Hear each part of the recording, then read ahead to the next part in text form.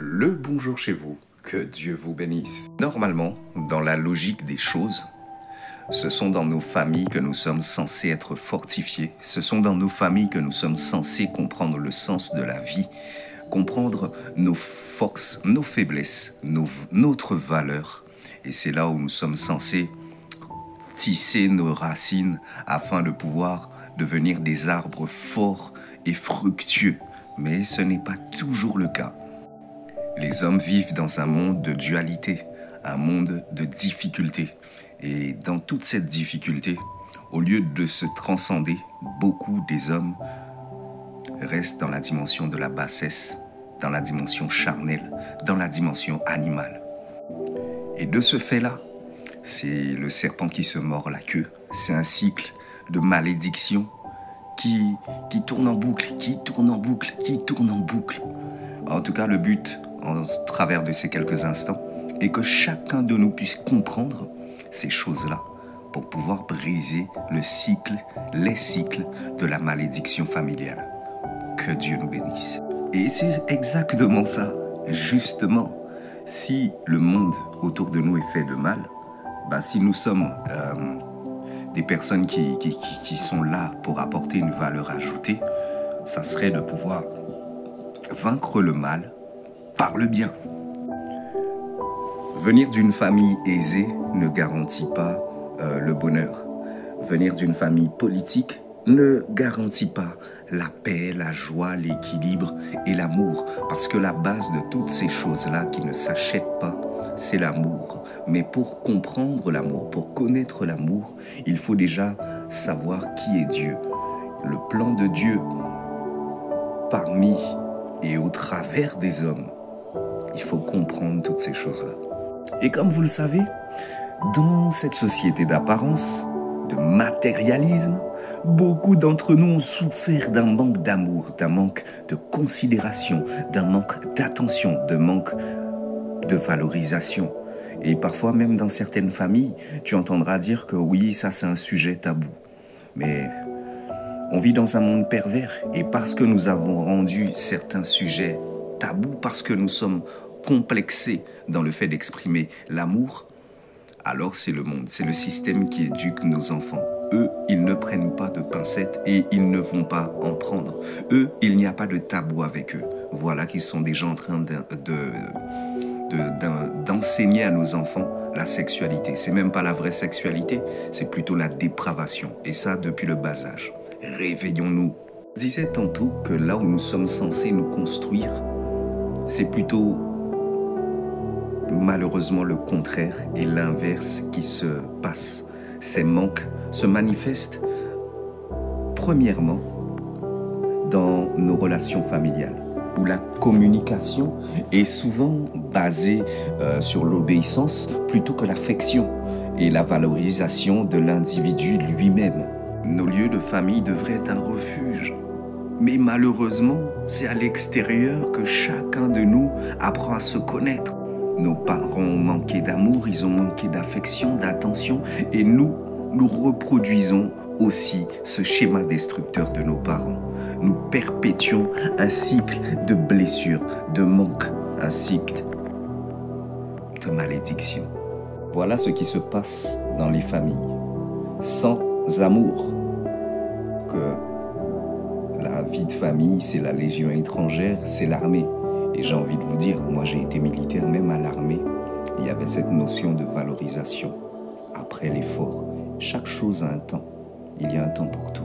Donc beaucoup connaissent et ont connu le manque d'amour et d'affection.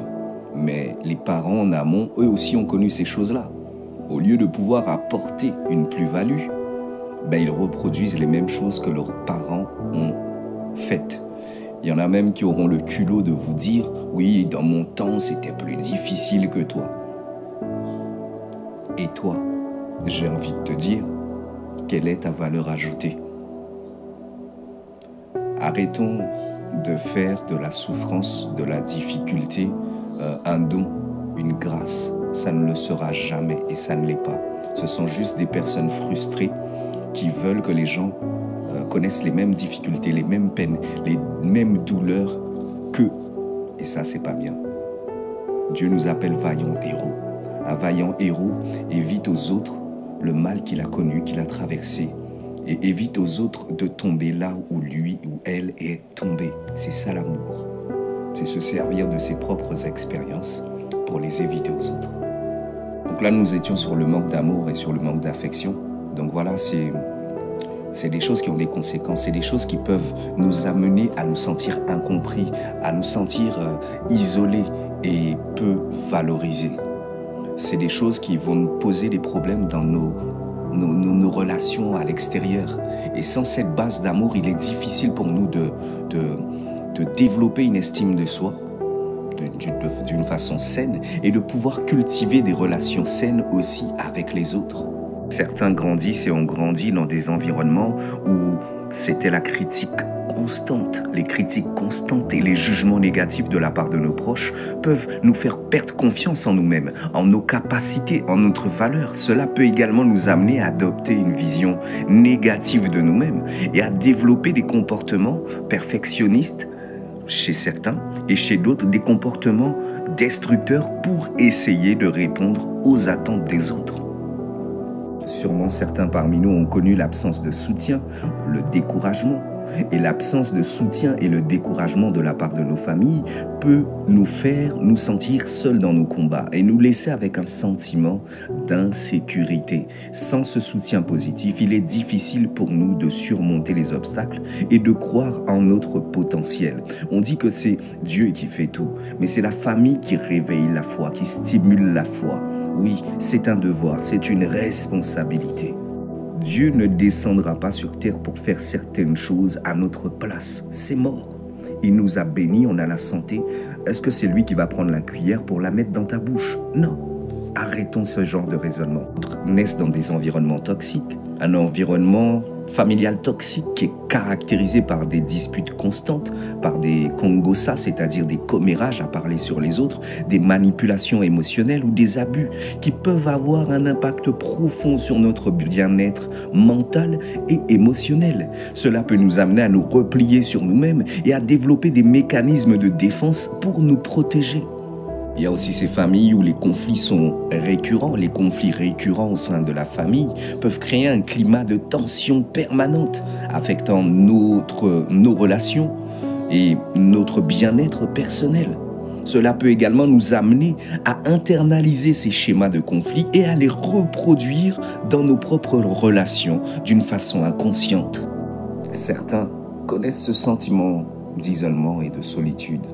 Le manque de connexion, c'est à cause du manque de connexion émotionnelle et de soutien familial qui peut nous laisser avec un profond sentiment d'isolement et de solitude. Cela peut nous amener à chercher cette connexion ailleurs, parfois de manière peu glorieuse, pour pouvoir combler ce vide émotionnel. Beaucoup de filles que vous appelez, que vous traitez de tous les noms d'oiseaux, ont juste cherché l'amour qu'elles n'ont pas eu dans leur famille.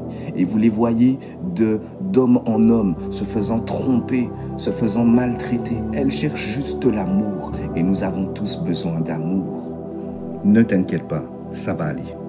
Tu as juste besoin de prendre conscience. Et nous avons besoin de prendre conscience. En prenant conscience de ces manques et en cherchant à guérir les blessures du passé, nous pouvons commencer à reconstruire des relations familiales beaucoup plus saines, basées sur l'amour, le soutien et la communication ouverte.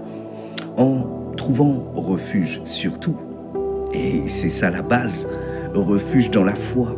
En se tournant vers Dieu, nous pouvons trouver la paix et la compréhension qui vont nous permettre de pouvoir guérir et de grandir en tant qu'individu. Il est important que tu prennes conscience de l'amour inconditionnel de Dieu pour toi, de la valeur qu'il t'accorde et du potentiel qu'il a placé au-dedans de toi. Tu as besoin de chercher sa volonté. Tu as besoin d'agir en accord avec ses plans pour ta vie. Tu peux trouver le bonheur, tu peux saisir la paix et tu peux saisir la santé véritable. Tu ne peux pas atteindre ces bénédictions en poursuivant des objectifs éphémères, des objectifs matérialistes ou en cherchant la satisfaction dans le bien matériel ou les autres. Non, comme le dit Matthieu 6,33, cherchez d'abord le royaume et la justice de Dieu et tout cela vous sera donné en plus. Tu as juste besoin de mettre Dieu au centre de ta vie. Tu as juste besoin de suivre sa volonté pour pouvoir trouver la pleine satisfaction et le sens ultime de